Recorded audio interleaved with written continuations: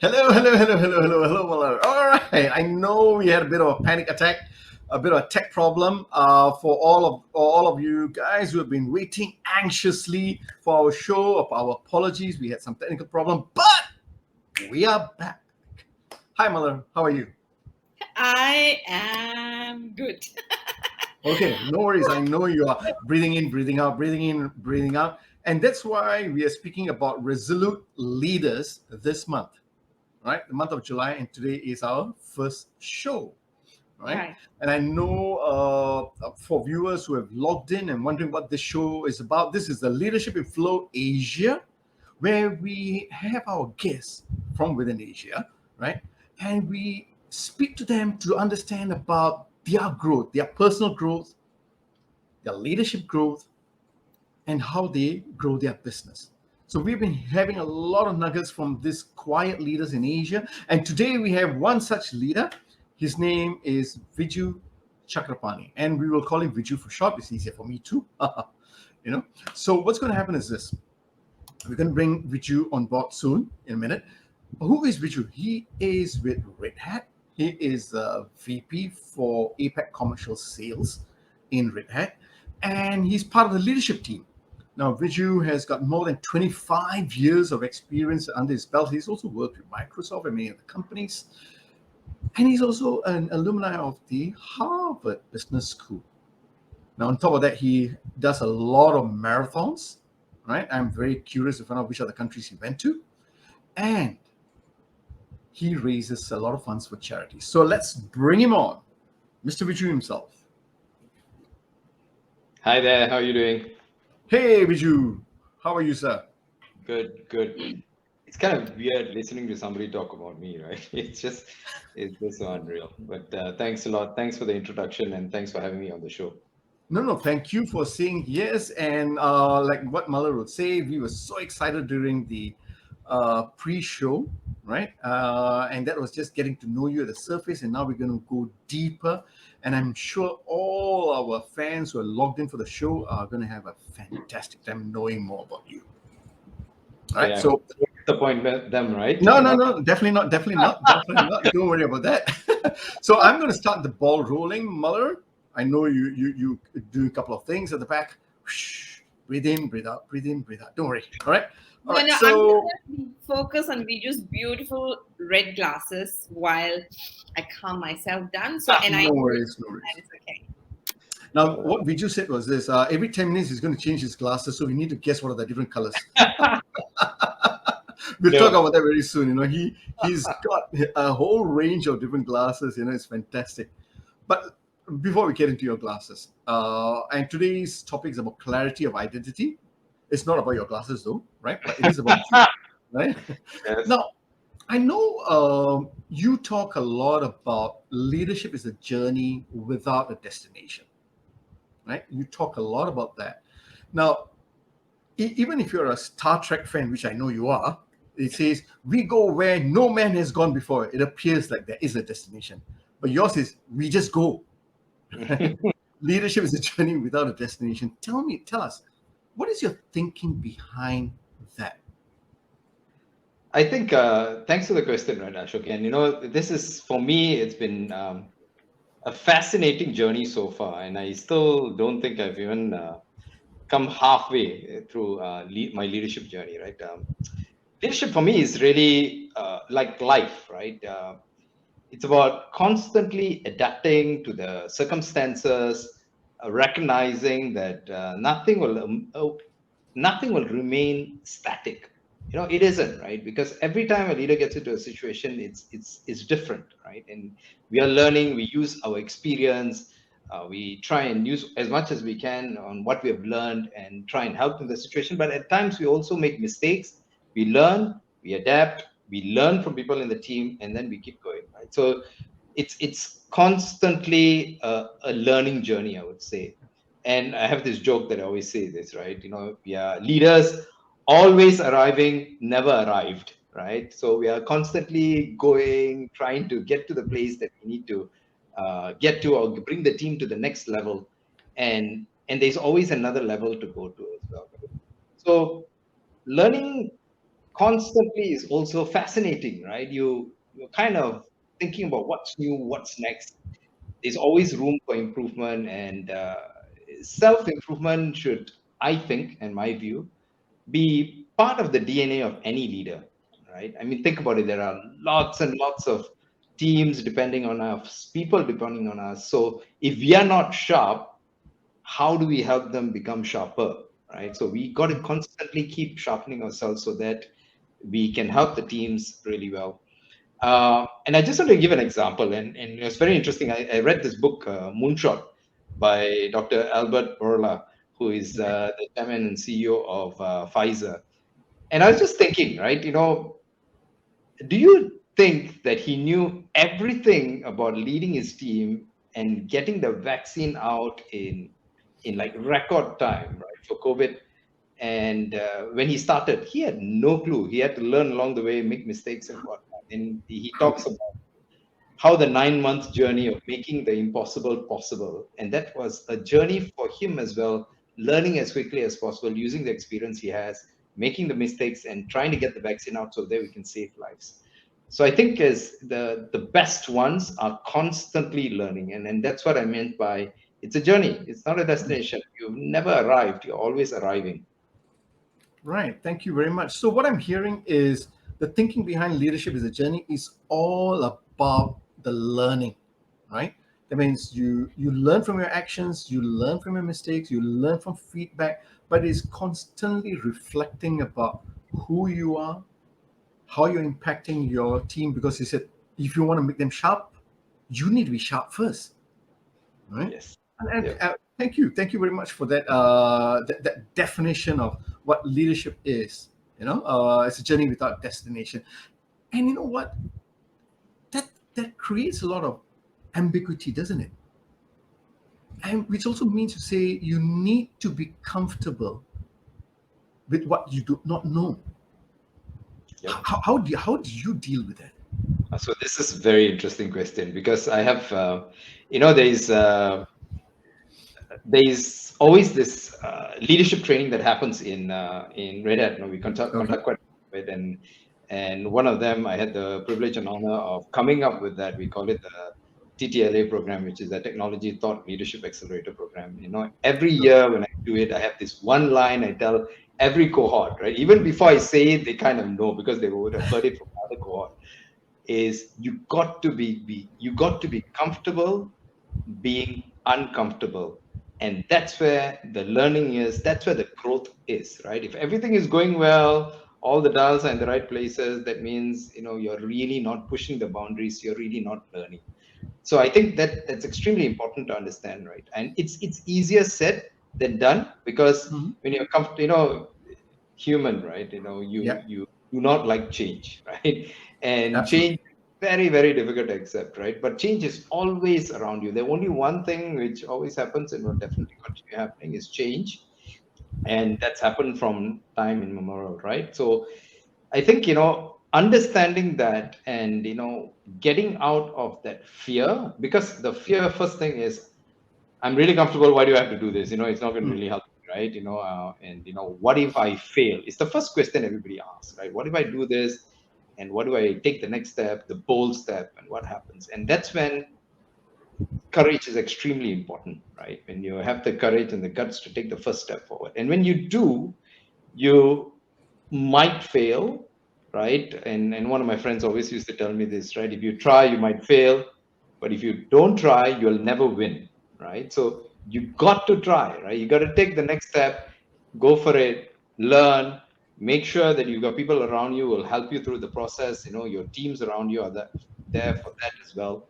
Not just you being there for the team is there for you as well, and then keep going, right? And that's, I think, where you'll really be comfortable with this, and it doesn't come instantly, right? You got to Mm. constantly keep doing this. That's the only way you will get used to that whole cycle, because you've done this before. When you take the next step, it's going to be hard, but after that you'll get easier, and then guess what, you're in a different level altogether.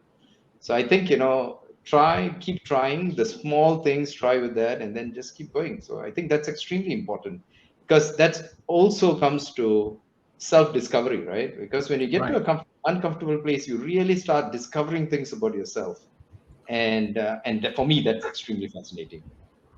That's extremely what? Fascinating. Fascinating. Okay. Okay. Thank you for sharing that. What you mentioned was, if you don't try, you will never win. I like that. Probably going to use that. And you spoke about a lot of things that we normally hear. Things like, you got to try. If you don't try, you'll never know. You got to have the courage. It's about the fear and all of. I get all of that. We have heard all of that in the surface, but we're always sitting at the cusp. You know, how did you even get to that space where you said, you know what, I want to now jump in. I want to discover myself. What was the trigger that ignited you into your self-awareness journey? I think, I need to give a lot of credit to the leaders that I've worked with, the coaches, the mentors, right, who are Okay. always there to kind of push you a little bit more than you want to be pushed, right? And that's important, right? And the reason why I'm talking about that is because the safe environment, or the environment that your leadership creates for you to grow, is very important, right? Because I take this very personally when it comes to my team as well. Mhm. If you don't create a safe environment for them to try, for them to fail, for them to learn, and know that when if they've fallen, we are not going to go there and kick them. We're going to give them a hand and lift them up, Okay. and we make sure that that happens, right? So I think, first and foremost, you need to find an environment with people you can talk to, a sounding board. Leadership is also a very lonely journey, so we need to make sure the higher up you go, it becomes, it's like the triangle right at the top, it becomes less Right. and less, Right. right? It becomes harder. So you need to be able to find people who you can really have this open discussion, someone who you trust, someone who can push you a bit more, right? I've had great mentors who've taught me a lot, and they've also pushed me in the right direction, pushed the thinking, and so that I can break out of that comfort zone, right? It's Okay. difficult to do by yourself.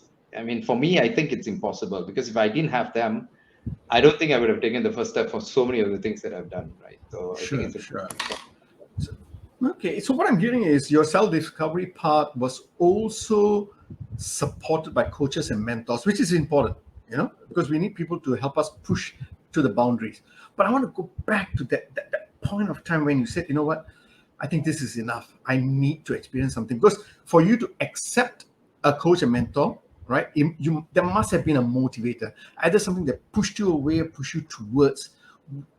I'm just trying to figure out that trigger point that where you said, you know what, done, this is it. It's not a person though; it's a book, right? And Ah, it's a book. that's the thing which was very interesting. And I had this conversation with one of my coaches before, and then she stopped me and she said, "You need to read this book." And I said, "What book is that?" It's called Mindset by Carol Dweck, right? It is all Mindset. about, Okay. yeah. And it was because I was always, and exactly what you said, right, Ashok, I was always in a state where, you know, a little bit more, but I really don't want to go there. What do I do? Where do I, push? Yes, my mentors push me a bit, and I get there.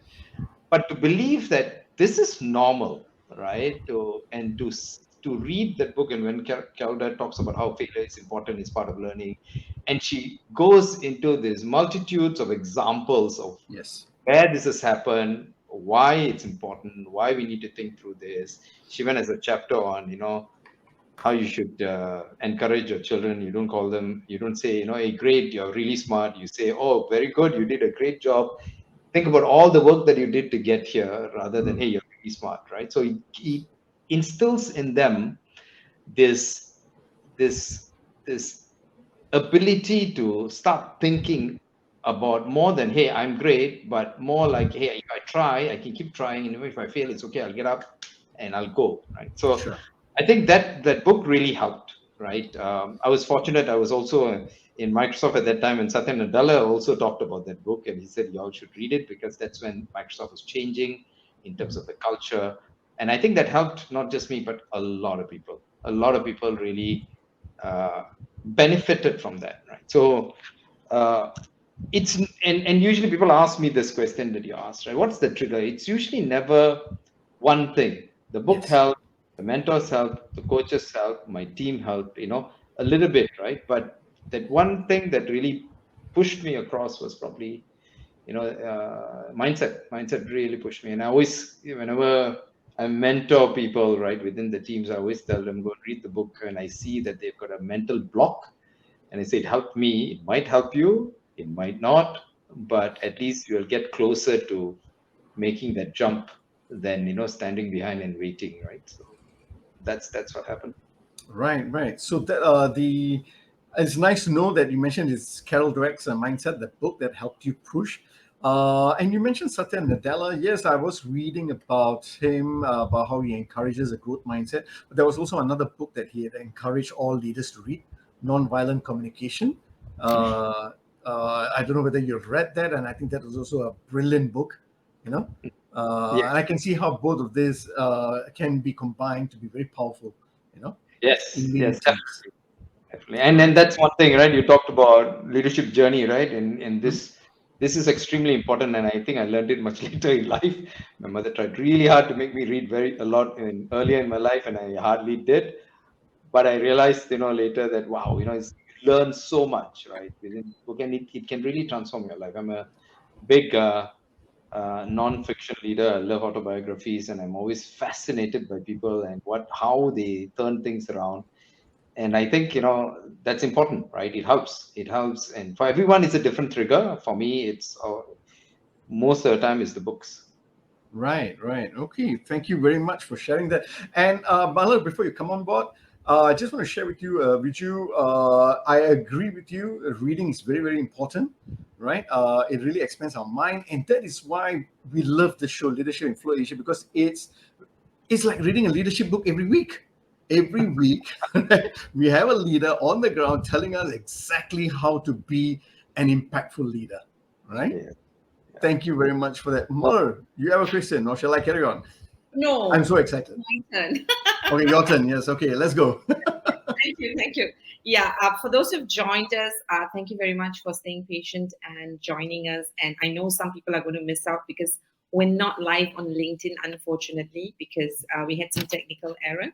So we are on YouTube. I've put the YouTube link everywhere where it's posted. So hopefully they'll come in. Otherwise, you're going to miss the live interview, and I'm really, really sorry. Okay, now that I've got my breath in, Viju, you said something that probably everybody knows, right? You said get ready to be comfortable with the uncomfortable on one hand. And on the other hand, you're saying, okay, now as a leader, I need to make people feel safe, right? Yep. And of course, then you went on to actually talk about, how the book Mindset by Carol Dweck helped you in how you then, introduce it to other people too. But I'm sure as a leader, I mean, as positive and as great as we are, and we wish everybody were like us, could think like us, right? I'm very sure you need people who push back, right, with change when it's Yes. really necessary for the business, right? So, how do you manage to get people? What do you do to get people to be comfortable with the uncomfortable while making them feel safe? I think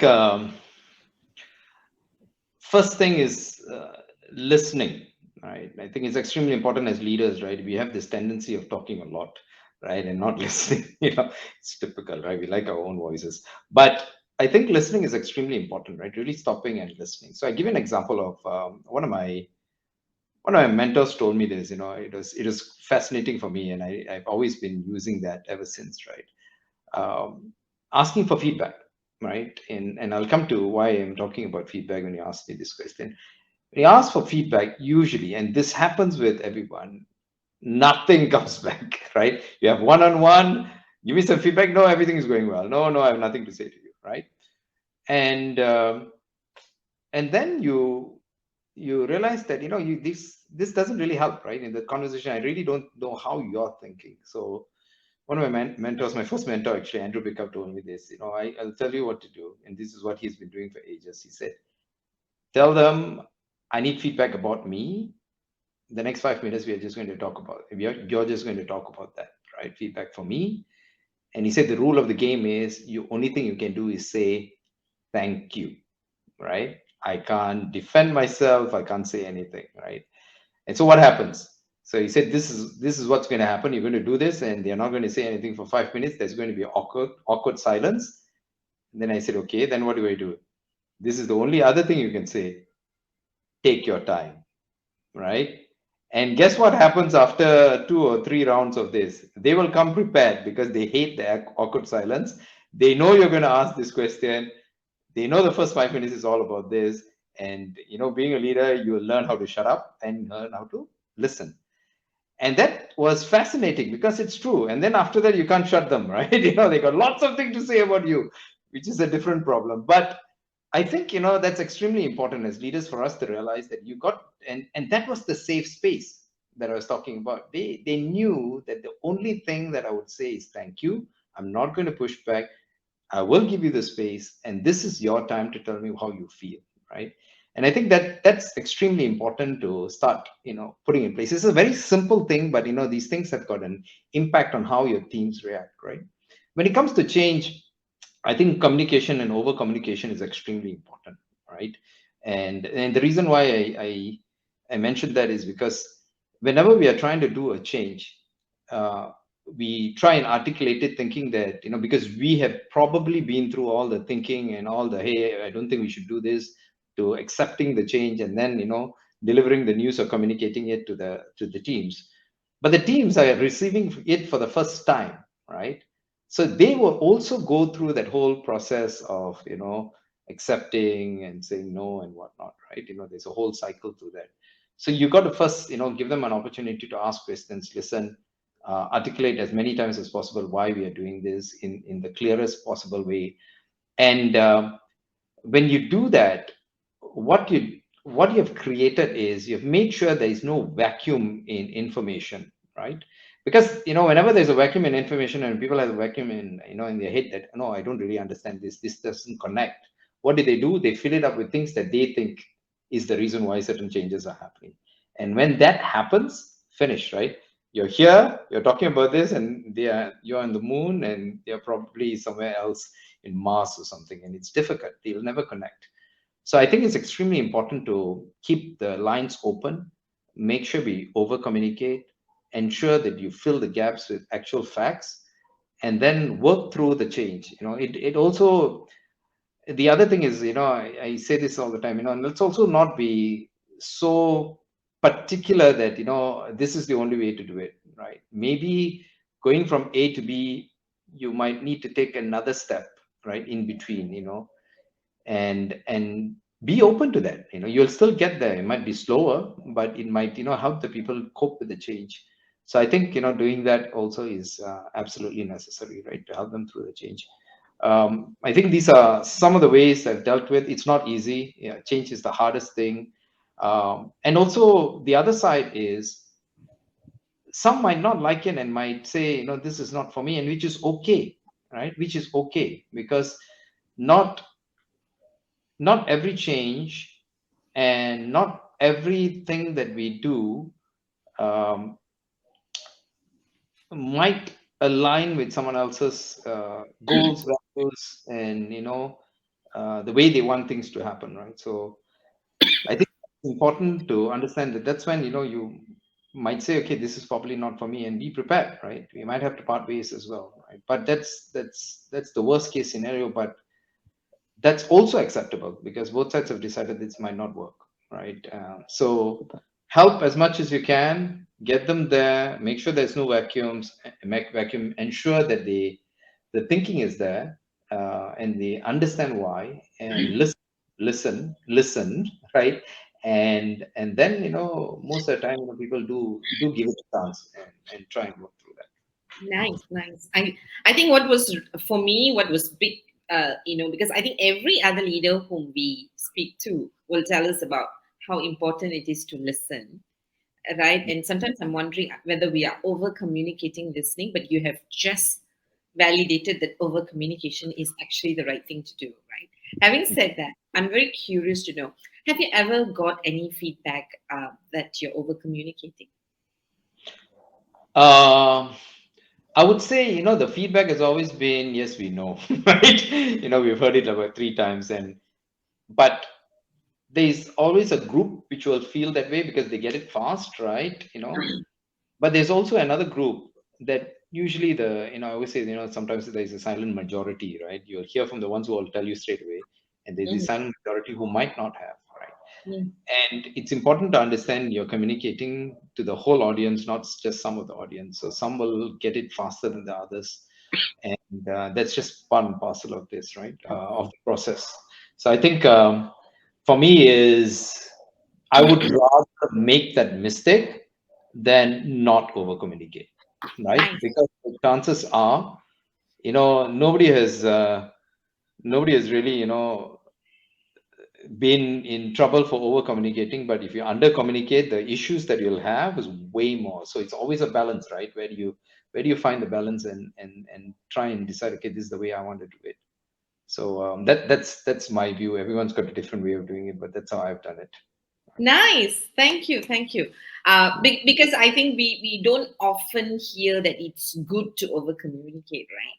And I Yeah. think you have reiterated so many times that, I think and I also love the fact that you said, if, people don't understand you, how they're going to fill up the blanks with Yeah. their own thinking, which may not be what you wanted to communicate. And we know that, whenever we talk to people, miscommunication is usually the number one challenge that we always have in a team, right? Now, having said that, you're putting so many things.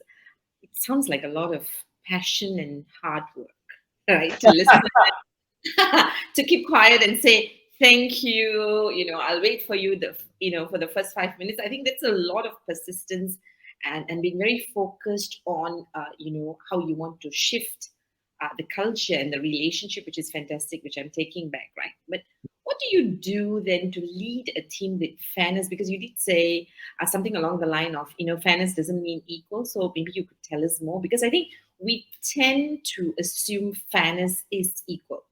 Yep.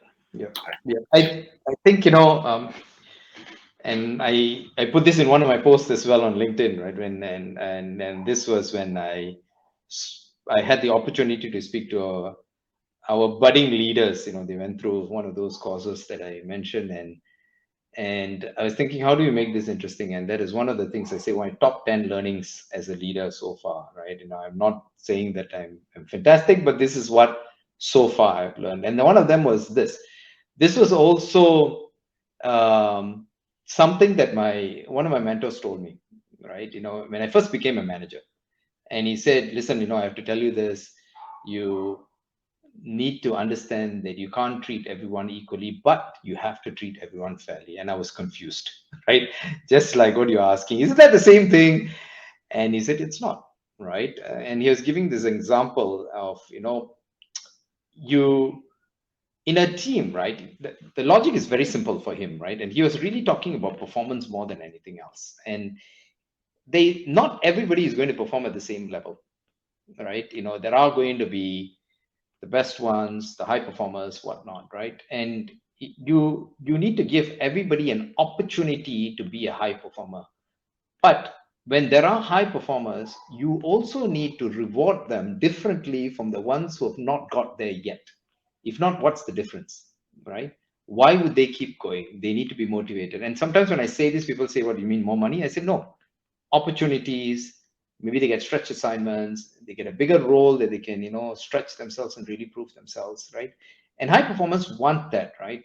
They really want to, and you might not be able to give that opportunity to everyone, and you need to be comfortable with that, right? And because as a manager, the easiest thing to do is, let's say, and this is an example I always give, if I give you $100 and say you've got 10 people in your team, what would you do? If you say, I'm going to give each one of them $10 each, is a problem right there, right? Because you can't, right? Then imagine the person who's slogged so much and done the impossible, and the ones who have not really got there yet, getting the same, recognition. It doesn't make sense, right? There was, I think something like this was stated by Jack Welch in his book, and he mentioned about how that's when he got the same bonus as everybody else when he was an engineer when he first started in GE.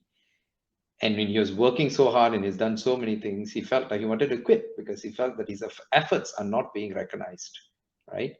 And he made sure that when he started leading, there was differentiation, because you have to have differentiation in some form or shape, right? So the fairness is really about giving everybody the opportunity to grow. That means if you take, for example, the ones who really need more help in coaching, who might not have gone to greatness yet, you help them through the path of greatness. The ones who are doing really well, you also give them opportunities, but maybe something which is uh, even more, I would say, challenging, so that you really can challenge them and give them something bigger. And as such, you will get everybody a chance to be the best they can their own way, right? And that's important to understand, right? Because not everyone is going to run at the same speed, right? And that's what he meant by, be fair, but don't be equal, right? You can't. And I think that's what I try to do as much as possible, right? Even in all the teams that I've managed, I've tried to focus on that as much as possible, right? Nice, thank you. I think that was so clear, right? Because I think you're doing two things. I think we all, hopefully, when we go to a workplace, we want to bring our best selves. So if Yes. the role can help us to bring our best selves, and some of us get there fast, some of us may not even get there because there might be an issue with the role fit, right? So Yep. whatever it is, what you're saying is that if you're not there, I'm going to give you every opportunity and every support I can as a leader for you to Yep. get there. Yes. However, if there are people who are going ahead of you, then I want to make sure that I am fair to them to reward them for how they are contributing to the business goals and the organizational goals, is what you're saying. So that Right. clarity, because a lot of times we do one and we don't do the other, Yep. right? But to be able to do both and feel congruent and have that clarity, I think is the mark of a great leader, I suppose. And I think Right. the communication bit is also important, right, Malar? Because people also need to realize why. Because think about anyone in the team and he realizes, oh my God, I would have loved to do what he's doing or she's doing, and why didn't I get a chance? And Right. if the person thinks along those lines, that means you're not done a great job in communicating this, right? I always tell my team, if your team is coming to you and they're upset with their performance rating, that means it's not their fault, it's your fault, because you've not, because even before getting there they should have known, right? Because you would have given enough feedback and everything else. So I think that's also important, right? So people understand, right? I Nice. can't get there, I have all the opportunities, but I need to take this first step, and then I will possibly do really well, and then I will get there. And then that's also a step which I think people miss, right? Yeah, fair, equal, everything good, and nobody knows why, and then it goes for a toss, right? So I think that's important. I know Ashok is dying to ask you the question, but I can't help it. How much time do you spend, if you look at a percentage, communicating as a leader? Oh, that's hard to say. I know. I It know. I know. depends on the situation. I'm going to give this consultant remark, right? It really depends, right? It does. But if you Um, averaged it, like, so if someone you, and let's say you're my mentor and I come to you and I say, Viju, I really admire and appreciate you for always communicating and over communicating. Now I need some guideline. How much time do you think in my role that I should be spending communicating minimally? I think for me, I would say, at least half the time is really about good communication, right? At least, right? And I tell you why, because, and this is so funny because my EA always tells me your calendar is full of one-on-one meetings and things that you're spending a lot of time with people talking about stuff. I said, yeah, you have to, right? If you don't, then how would they know what to do? Because when you're a individual contributor, it's you yourself, right? You can do it by yourself. You get you talk to your managers and then with your colleagues and your extended teams, and you can get things going. When you're a leader several levels above, you're so far away from what is happening on the ground, right? So listening, communicating, over communicating, understanding whether it's working or not, communicating at every level so that you can see whether it really makes sense becomes extremely important, right? The open door policy, you can ping me anytime, is served me well, right? Very well, because people are comfortable enough to walk in and say, hey, do you have 5 minutes? It's never 5 minutes, but it helps, right? It helps a lot for me to understand, for me to also maybe uh, reject the thinking, right? We did this, we heard from you and we thought this, and I said, oh my God, I never meant it to be construed that way. It actually, this is what I meant, right? And I think half the time is really spent on that, right? On that, and maybe the thinking time, right? If you look at all our calendars is packed with all the meetings, then when do you think? So you need to really block time for that as well. So I think it's a combination of both of that. I think would be a lot. The rest of it is reviews, right? And how much time can you look at the same number and keep talking about it? You can't, right? It is what it is. And then you talk about what we can do better, and then what we've done well, and then we move to the next thing. Thank you. Did I answer your question? No, I think you answered me in the way I wanted to. So it's very biased because nobody says 50%. I mean, if you look at any leader's calendar, it's not easy to put aside 50%. Forget about 50%. I think even on a day, regular basis, even if we put up that 20%, I think that would be quite miraculous, right? So you've I think 50% is also because I consider the one-on-one times, I consider reviews, I consider a lot of things as communication. There's a lot of discussion that happens. There's a lot of, hey, let's talk about this and figure out what's going on. Hey, this is what I meant. What did you feel? What was the feedback? And those things are important. I mean, I feel that is very important to do at as you grow within the organization, and as you grow within your leadership path, right? Because if not, it becomes, like I said, you're so far away from reality. If you don't start talking about this to everybody, then how would you know what's happening really? Because then you'll be like this empress on the seat, and just, or the general just talking about, hey, troops go out there and get things done. It doesn't work. Yeah. So we have to do that, and that's why the dedication to time for that is important. It's hard. You're right. You're absolutely right, Muller. It's hard. It's because of that we end up working longer, but you find the balance, right? You have to, and that's the leadership curse, right? You have to find the balance. No one is going to help you, right? And you need to find the balance at the end of the day.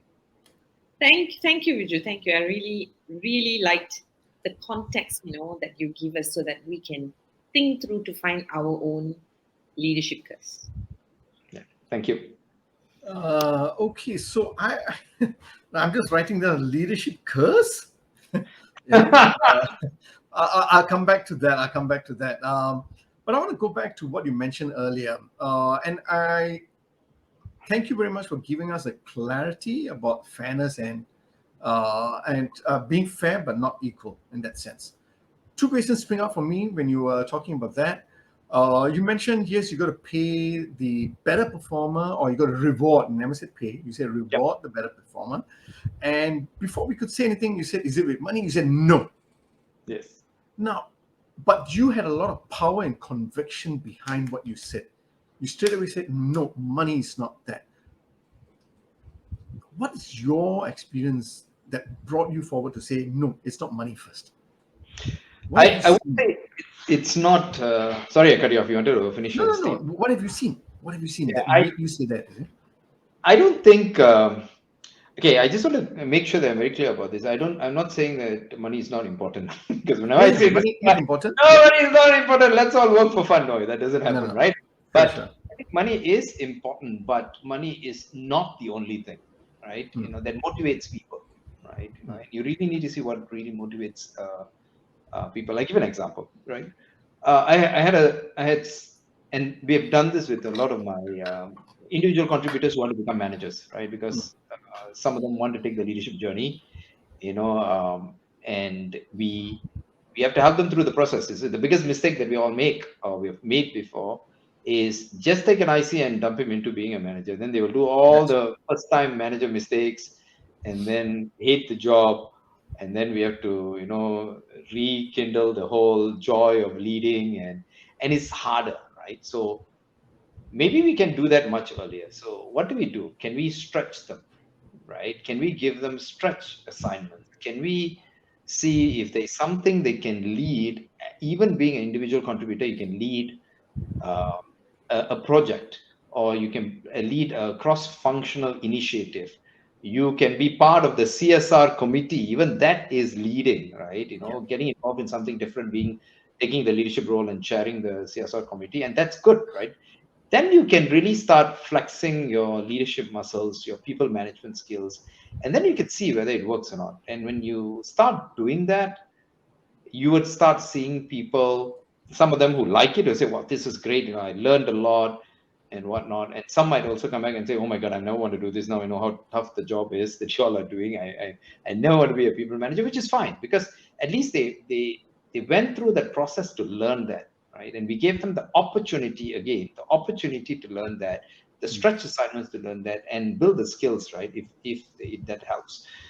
Whenever we have done this, and finally when we give them the opportunity to lead, a lot of them have come back to me and said, thank you for not giving me the role a year ago. I thought I was ready. Thank God you didn't give me, because now I'm so much more ready and my team can gain so much more out of me. I can help them more now because I'm prepared for this. I know exactly what it takes and I've experienced it, right? And that's a classic example of, we didn't pay anything, right? mm. We just made sure that the person was set up right for success. They will now get paid and all that. They will make it in terms of the performance and everything else. But figuring that out and what makes them ready and helping them grow, I think it's more important, right, than money. But of course, some of them, it's sales teams, maybe it's more cash, Sure. right? And that could be, even then, I think there's ways and means in which you can make that a growing exercise, right? If you start doing this, then maybe you can get that, and then you can see, people have to think different, right? So I think we must always think about how you can make them grow, right? And if that's not something that you think about, and if that's not something that motivates you, then leadership might not be what you might not be your cup of tea, right? Because Sure. that's where I think the magic really is, when you multiply the impact, right? Rather than just being, about yourself, right? Right. Thank you very much for that. Now, yes, don't worry. I subscribe like you. Money is important, but I Yeah. also subscribe to the self-determination theory. And I guess I was a little biased, being wanting to hear from you, because you automatically jumped on and said you want to help people grow, and you have clearly demonstrated with this example why people enjoy learning, right? Yes, there's a career growth, but got them to learn first the Yep. ropes of leadership, even through CSR, whichever, right? Lead a project first and see whether you're comfortable being who you are. Who do you want to be? So that therein is already a learning experience, you know, Yep. and that experience is beyond money, right? So yes, I'm a big subscriber of self-determination theory, intrinsic motivation in that sense. I do agree that money is important. We are not here to, this is not a kumbaya world in that sense totally, right? We still need it, Yeah. money is important, but at the same time, it's not everything.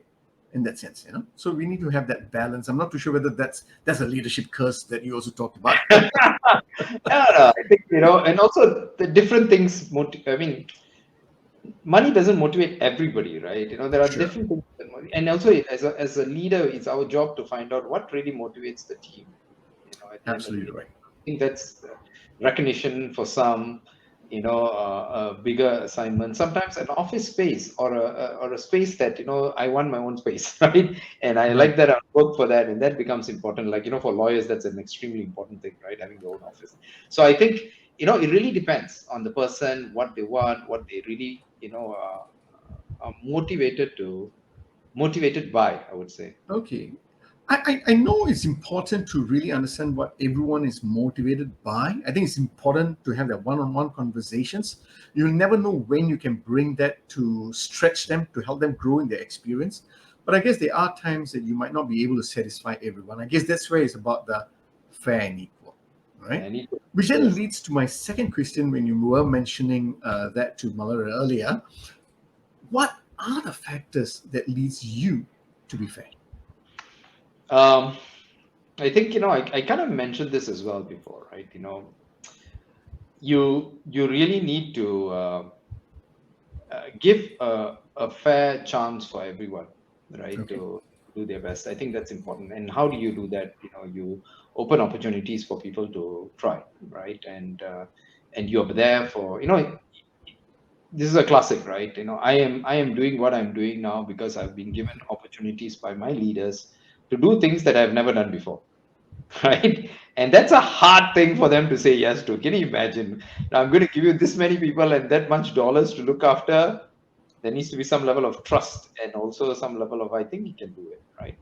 Um, if you want that, you must be able to be comfortable doing that for your teams as well, right? I mean, Mm. are you willing to do that? So I think for me, fairness is all about giving people opportunity, right? And also really being clear. Right? I always say this, one of the reasons why I went to one of the mentors. I think I kind of forced him to be my mentor because he had such good clarity of thought, right? And I was extremely lucky. A relationship which was supposed to last for a year lasted for nearly 20. So it's fantastic, right? Until he left Singapore. Right now we are in touch, but he's not really not really mentoring in that sense. But the clarity of thought was amazing because when he said something in that couple of sentences, I understood everything he said. I was like, wow, I know exactly what you're trying to say.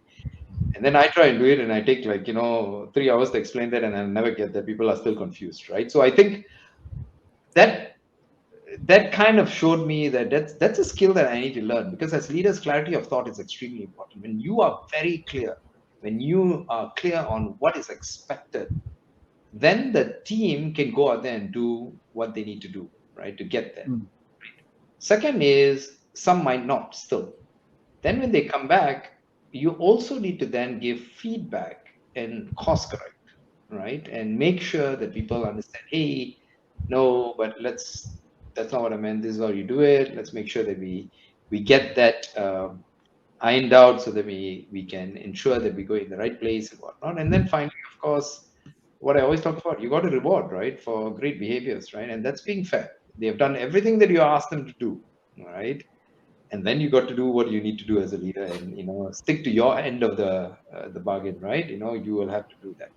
And that brings me to also that point about and I use this term with my leaders all the time. You need to fight the good fight sometimes, huh? It means you need to come and fight with me sometimes when it's very important and it's the right thing to do, right? When I might not get it, it's your job to convince me, which I have to Mm. do as well for with me and my leaders, right? My managers. And and that goes back to the fair portion, right? When something's happened to someone and is not fair, you need to be the one standing up and fighting for it, which might be very difficult thing to do sometimes, going and telling a manager, I think that's wrong, we need to do something, and Mm. sticking with it. Sometimes you win, sometimes you lose, but you standing up and doing it becomes extremely important, because that's when we show that you're fair. You are really doing everything you can to stick to the end of the bargain. You'll do what you say, and you will expect the same, right? And when you do that, there's one uh, respect that you gain, trust that you gain, accountability that you gain, and then you'll see the performance happen. So that's, I think, that's how being fair, making sure that that's done is, it goes back to the hard right that I always talk about and the easy wrong, right? The hard right is always that you need to go out there and do that, man. You got no choice. You're leading the team. They're all dependent on you to do this, Okay. and you have to do that. It's interesting. You brought up the heart, right? And we want to delve in a little Yep. bit into that. But thank you again, saying what is important in terms of being fair is about leaders need to have the clarity of thought. You need to be very strong in your communication in terms of giving feedback and even course correction, like what you mentioned. And the rewarding part is important. And as leaders, fight the good fight. Yes. I get all of that, and you seem to be very a leader who tends to reflect a lot also. But let us get back to this hard one, all right? Tell us a little bit more. Give us a lot more context about what do you mean by hard right, easy wrong? And share with us how has that guided you in making the right choices or impactful choices? Yeah, I think, for me, this has been uh, very fascinating, I would say, and this, I know you use this word around, because when I heard this for the first time, or when I and it came with the whole concept of fighting the good fight, right? It's extremely important to do that, because we face this every day, as humanity as well, right? Everyone wants to be popular. Everyone wants to pick the easy option because it's always the first option, is the easy option to do. But I really believe that, the good things takes hard work, right? When you want long-term results, you might have to let go of short-term gains. Okay.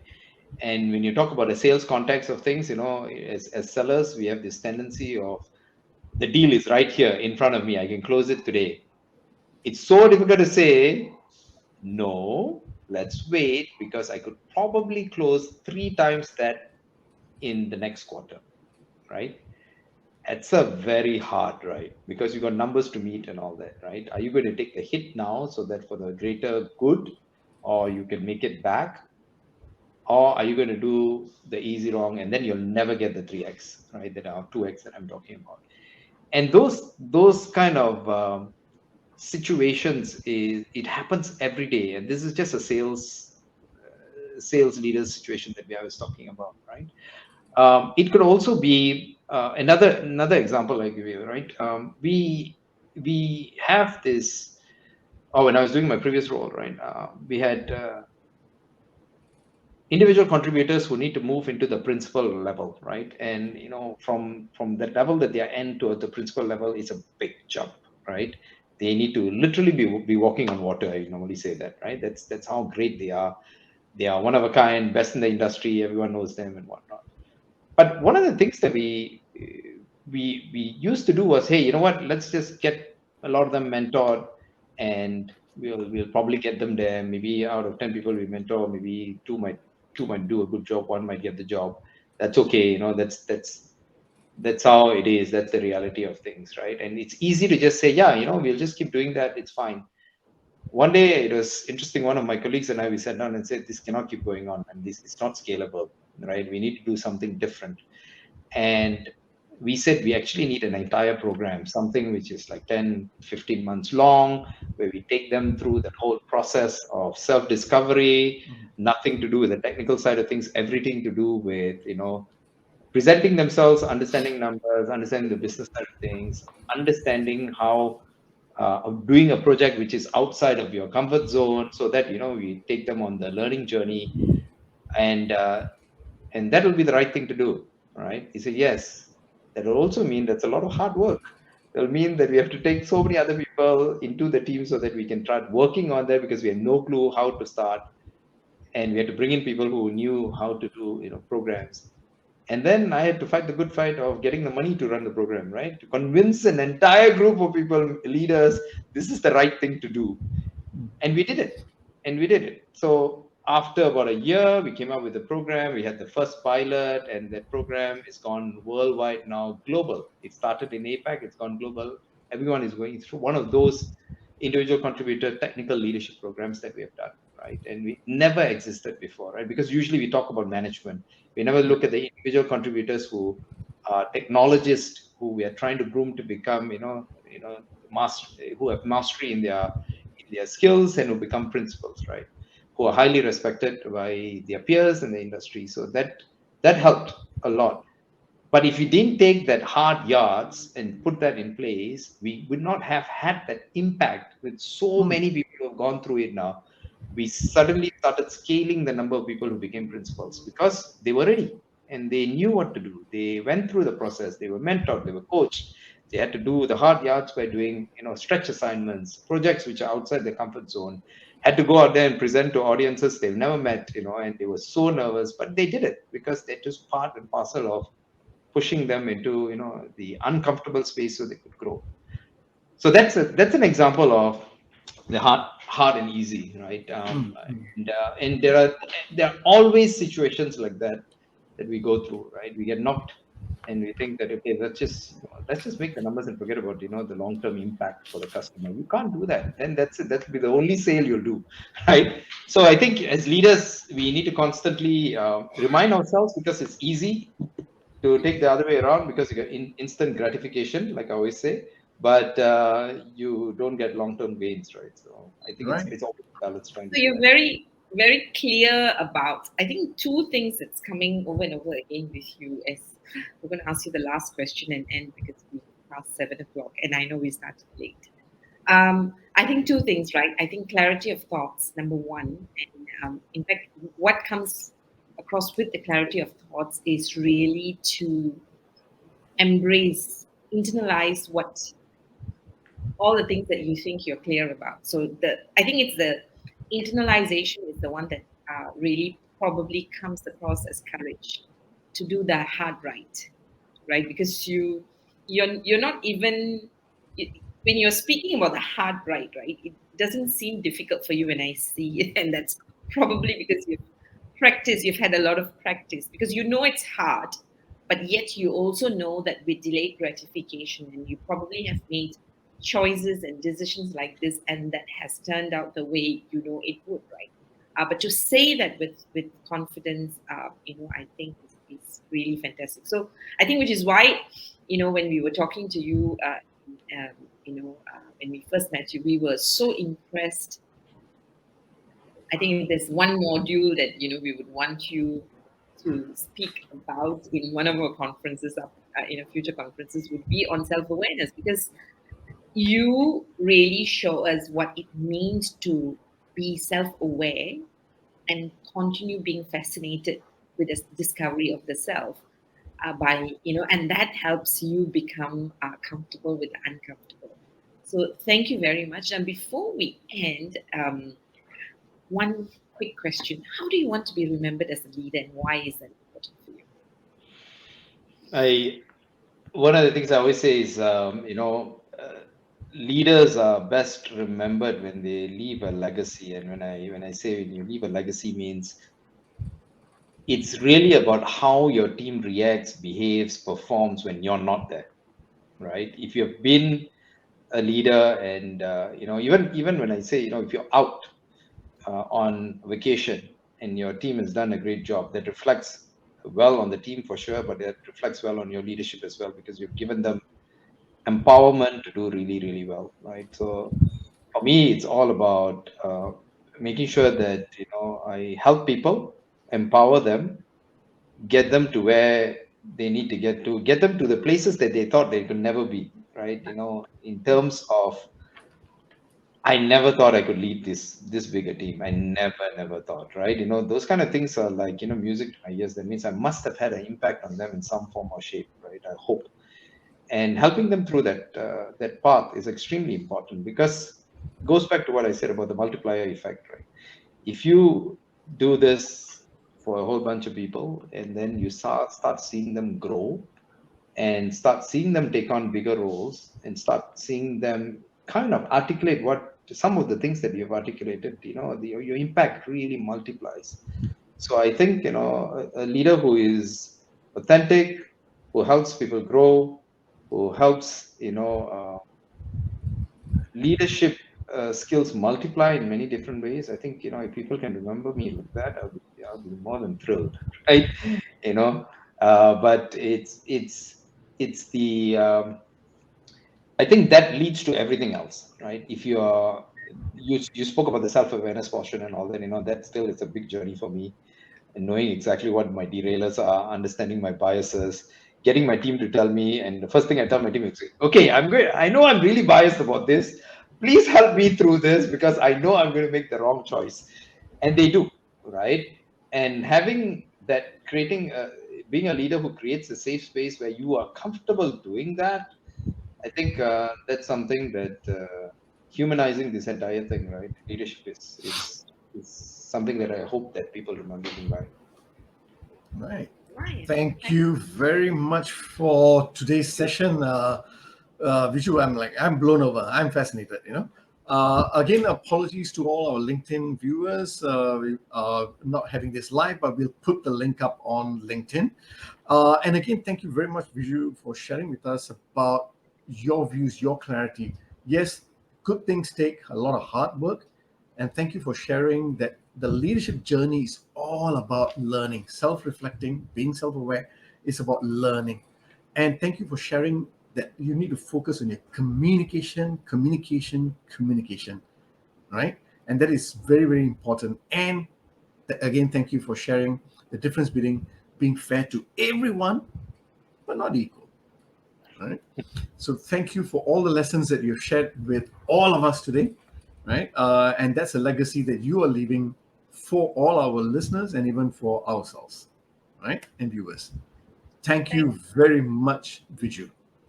Thank you, Thanks, Viju. Ashok and Malar. Really appreciate it. Go ahead. Thank you. Any parting words before? No, all the best. I mean, you guys got a great show. I hope that I'm definitely going to tune in next time and learn from other leaders as well. And looking forward to the comments and all that from people, right? Because it's always interesting to hear other examples and other viewpoints. Because it's the learning journey, right, for all of us. That's So, right. thanks so much for It giving me is. the opportunity. Thank you. Thank you for saying yes. Yeah, thank you very much. So as we say goodbye to Viju, I'm just Yes. going to just put up something for viewers who are Okay. either Okay. Okay. us now or later. So if you are here, say